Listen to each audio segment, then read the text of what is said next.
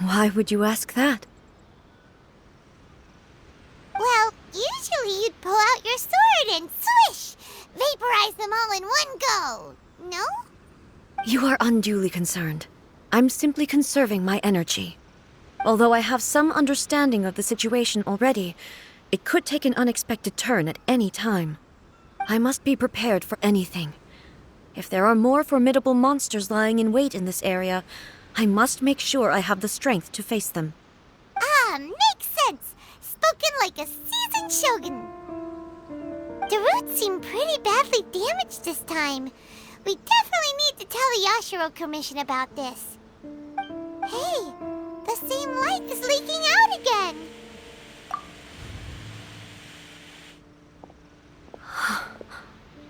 Furuyama?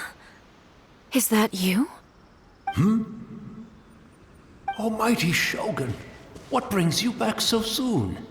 I thought you were off fighting a battle in a distant land. Fighting a battle in a distant land? Sounds like this guy's talking about 500 years ago, too.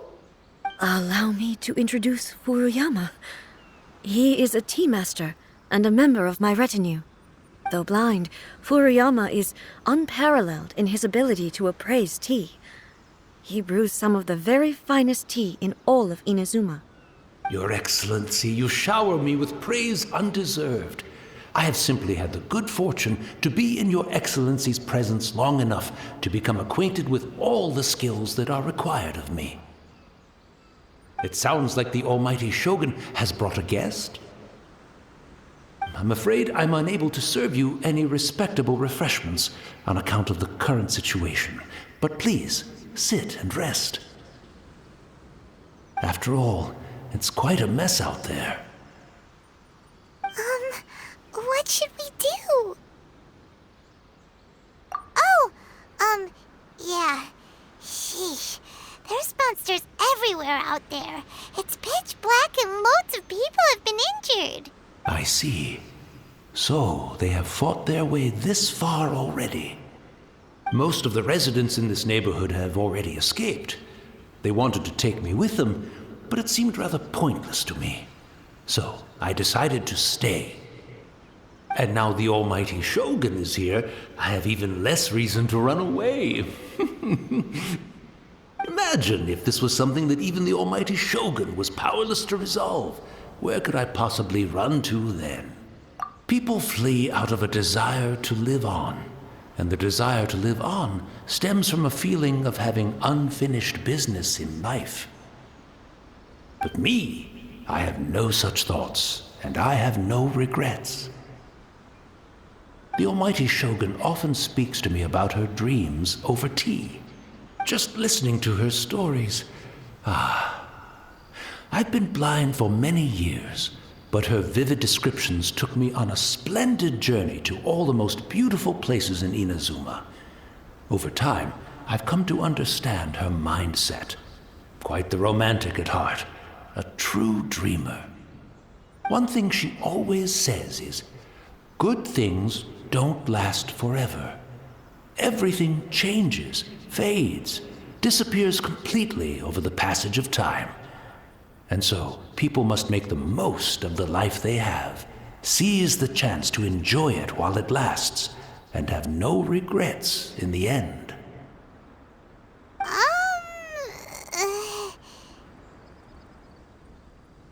So you see, as bleak as things may be now, I have experienced countless wonderful things in life, and have no reason not to be satisfied. Perhaps you are right. It won't be long now before I have to say goodbye to the Almighty Shogun for the last time. What a pity. I'll never get to see what Inazuma looks like after the Almighty Shogun rebuilds it anew. But I suppose it doesn't matter. Everyone says that Inazuma has turned dark now, but to me, it went dark a long time ago. Once this catastrophe is over, life is sure to spring forth anew. But even if I survived until then, I'd probably be a hopelessly befuddled old so-and-so by then. So, never mind, eh?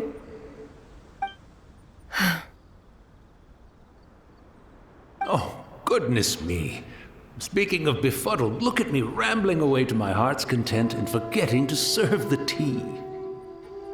The almighty Shogun comes to visit and I don't have the tea ready. A truly egregious loss of decorum. One moment, I'll just... Where in the world is the tea set? I hope the others didn't smash it to smithereens in their hasty departure. Can't see a tea set anywhere around here. Really? But it's always been right by my side. Goodness gracious, what a fool I'm making of myself. I couldn't possibly have my guests fetch it themselves. That would be most discourteous indeed. Don't worry about it. Take a rest. We'll be back right away. Almighty Shogun, you're not going too, are you? No. Your humble servant implores you, not with the war raging outside. This place is complicated. It's quite unlike the tea house in your memories. Leave it to us. But... well, okay. I never thought I'd see the day that I need the almighty Shogun to personally collect my tea set for me. I can't decide whether it's a final regret or a final stroke of good fortune. Where should we go to find a tea set?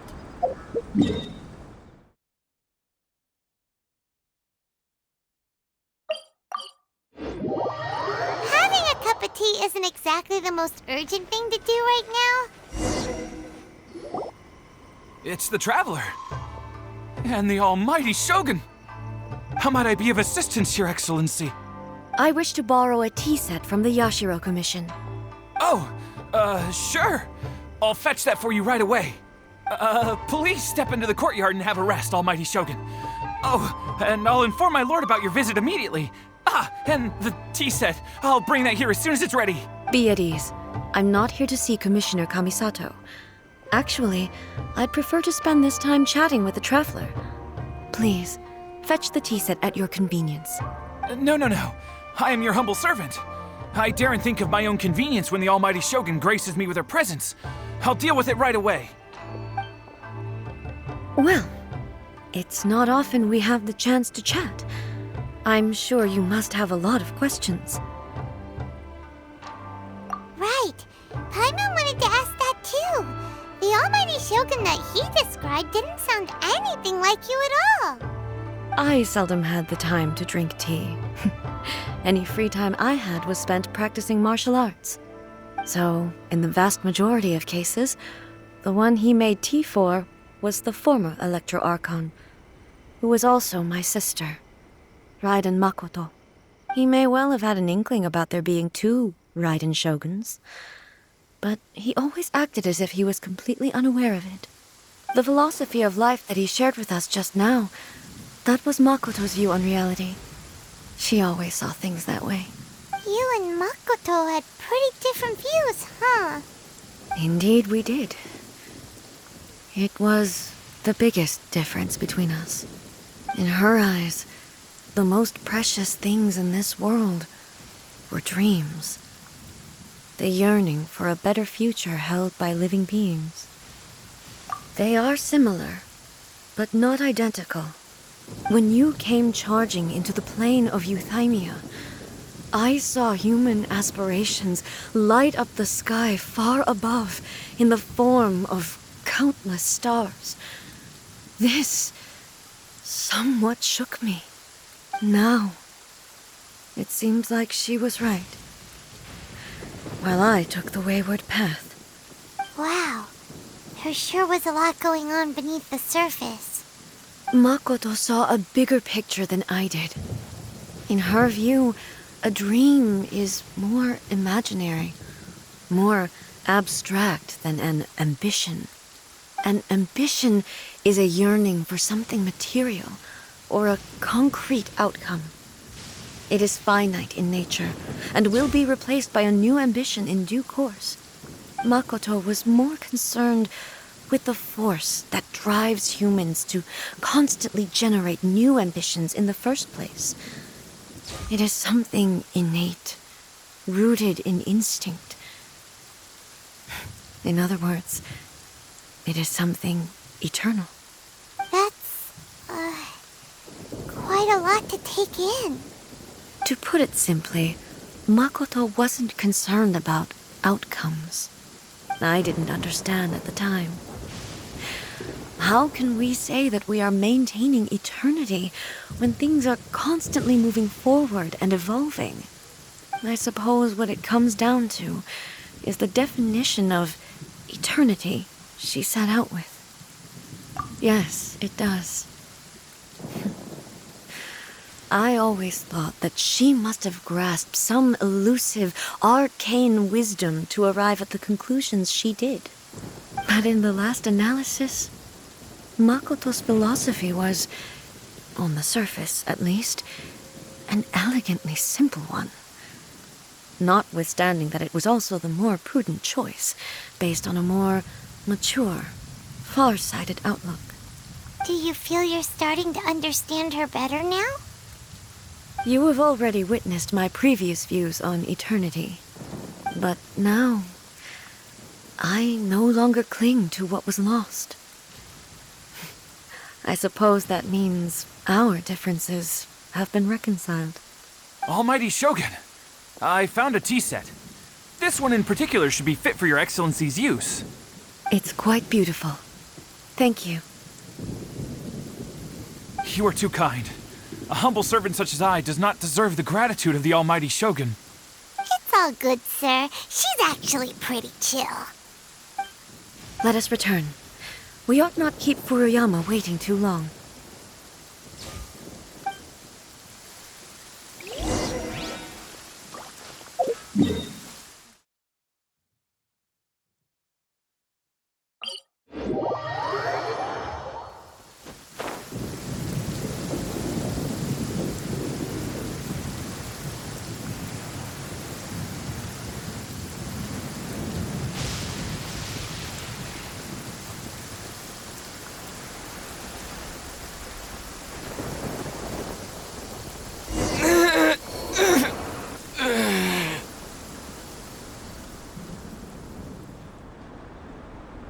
Hey, where'd he go? He wouldn't have gone looking for a tea set himself, would he? Or perhaps the ley lines did not have the power to sustain him for very long, as was the case with the memory we saw earlier. So we won't get to drink his tea? We didn't even have a chance to say goodbye. The information held in the ley lines is complex and disorderly. The fact that we were able to meet him to begin with was a miracle of fate. Well, this chance won't come often, and we do have a tea set. Perhaps I should try my hand at making us a pot of tea. I've watched Furuyama brew tea on many occasions. I doubt I should have any major problems doing it myself. The tea is ready. Please give it a try.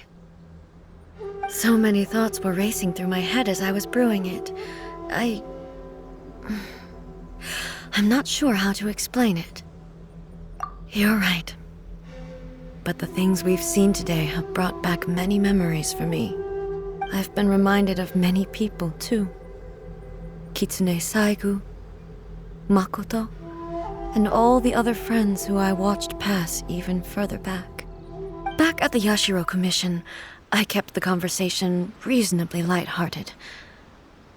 But now, I'd like to broach a heavier topic, if I may.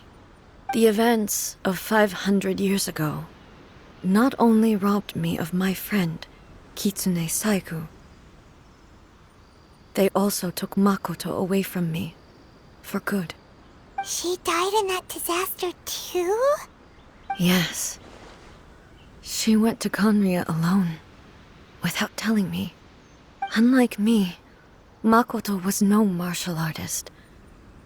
Whenever similar crises had arisen in the past, I was always the one to face them in her stead. But this time, the circumstances were so grave that Makoto had no choice but to leave me behind. Or